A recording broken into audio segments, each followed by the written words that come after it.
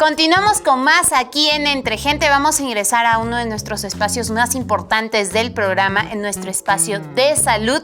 Obviamente que estoy muy bien acompañada del doctor Francisco Meza. Bienvenido a Entre Gente, un gusto tenerlo aquí. Gracias, Sheila, muchas gracias y agradezco tu invitación. Encantados de tenerlo aquí en el set.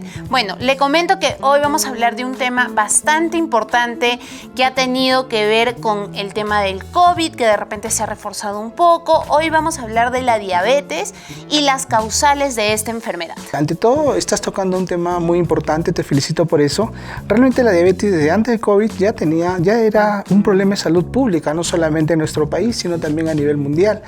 Básicamente por algunos hábitos que debemos cambiar. El COVID desgraciadamente nos ha tocado y nos ha golpeado bastante, y a quienes ha golpeado bastante son a los pacientes justamente diabéticos, a los obesos, a los hipertensos.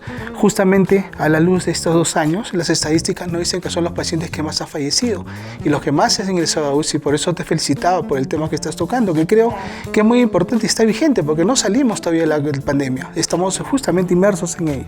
Así es, y es por eso que es muy importante que ustedes desde casita estén correctamente informados. Doctor, entonces vamos a empezar con este tema. Queremos que primero nos comente qué es la diabetes y qué pasa con nuestro cuerpo. Bien, la diabetes es un grupo de enfermedades que, por organizarlos adecuadamente y por clasificarlas, la conocemos con el término de diabetes mellitus. Pero esta diabetes mellitus tiene varios grupos de diabetes a su vez, o varios subgrupos serían, porque la etiología es diferente. El problema con la diabetes es un problema de la insulina, realmente, ¿no? La insulina es una de las hormonas, no diría más importante porque todas son importantes, pero es vital para el organismo, porque es la única que hace funciones definidas. ¿Cuáles son? El mantener las glucemias, las glucosas, los niveles de glucosa en sangre bajos, el mantener los lípidos bajos también en la sangre. Todas las demás hormonas que tenemos, la testosterona, el cortisol, hacen lo opuesto a lo que es la insulina. O sea, la insulina contra todas las demás. Por eso es importante tocar este punto, porque a veces las células beta, como son poquitas, y nosotros la estamos agrediendo constantemente, comiendo bastante azúcar, obligamos a estas células a que produzcan más insulina. Correcto, ahora ya tenemos un panorama más claro. Vamos a hablar de las causas de la diabetes. Usted ya nos estaba mencionando una de ellas, que es la resistencia a la insulina. Ahora vamos por una segunda causa que tenemos aquí en nuestra cartilla, el sobrepeso. ¿Es una causal a la diabetes? Sí, como te decía, la diabetes mellitus tipo 2 representa el 95% de nuestra producción de diabetes. Por lo tanto, es la que debemos conocer mejor. Y esta se genera justamente por malos hábitos. Se produce por sedentarismo, o sea, no nos movemos. Preferimos pues no caminar, tomar quizás un carro, tomar cualquier medio de transporte, pero no caminamos y no hacemos ejercicios.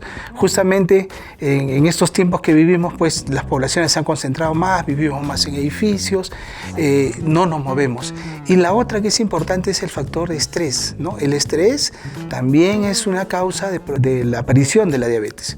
Entonces, ¿cuál es la antesala de la diabetes, como tú bien decías? ¿Qué nos produce la sobrecarga alimenticia, el sedentarismo? El estrés nos produce aumento de peso, nos produce sobrepeso y obesidad. Y la obesidad, con todo el tejido adiposo que ella ocupa, nos produce diabetes, porque este tejido adiposo es el que produce la resistencia a la insulina que tú mencionabas. Mire, como que todo se va relacionando. Así que es importante tener una vida saludable. Aquí también tenemos una segunda causa, rápidamente la tocamos, genética. Sobre todo para la diabetes tipo 1, tiene antecedente genético.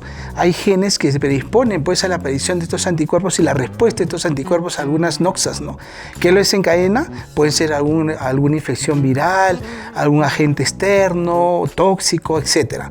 Perfecto. Ahora que ya hemos tocado las causas, doctor Francisco, todos estén muy atentos porque aquí viene una parte bastante interesante de nuestra entrevista. Vamos a romper algunos mitos y verdades de la diabetes, así que vamos a empezar.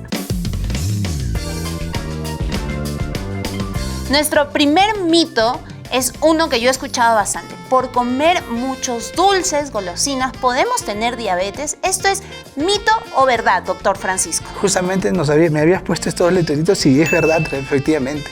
Es una de las causas de la diabetes mellitus tipo 2, ¿no? Y eso es muy importante, y más importante aún en las madres a las que están criando a sus hijos desde los primeros años de vida. Hay algo que se llama programación. El ser humano cuando nace se le programa.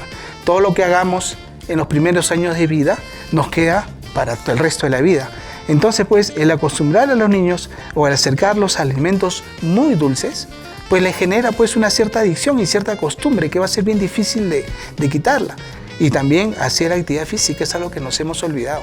El cuerpo humano tiene más o menos 60 o 70% de peso en masa muscular, en articulaciones, en tejido óseo. O sea, estamos diseñados para estarnos moviendo. O sea, nuestro diseño evolutivo es para estarnos moviendo y no nos movemos. Entonces, ¿qué pasa? Hay un problema serio y ese problema se traduce en acumular tejido graso, ¿no? Y ahí empiezan todos los problemas que estás mencionando. Listo, entonces ahí todas nuestras mamás a incentivar a los hijos a la actividad física y a una buena alimentación. Vamos por nuestro segundo mito. Las personas diabéticas tienen que comer siempre comida para diabéticos. Esta vida a veces que le ponemos un poquito aburrida, podríamos decirlo, o cómo lo podemos manejar. ¿Esto es mito o verdad? Bien, a esto, bueno, yo creo que es verdad, pero hay que decirlo de otra forma, creo yo, sí, ¿no? Porque suena muy catastrófico, ¿no? Y eso es importante que lo menciones. A veces yo veo en la consulta que hay pacientes que se enteran que son diabéticos y es como que si le dijeran vas a vivir 2 años o 3 años, o sea, tiene un cambio terrible, psicológico, se deprimen, y no es así. Un paciente con enfermedad crónica como la diabetes, como la hipertensión, bien controlada, tiene la misma calidad de vida, va a vivir bien y va a vivir incluso más que un paciente, que una persona sana.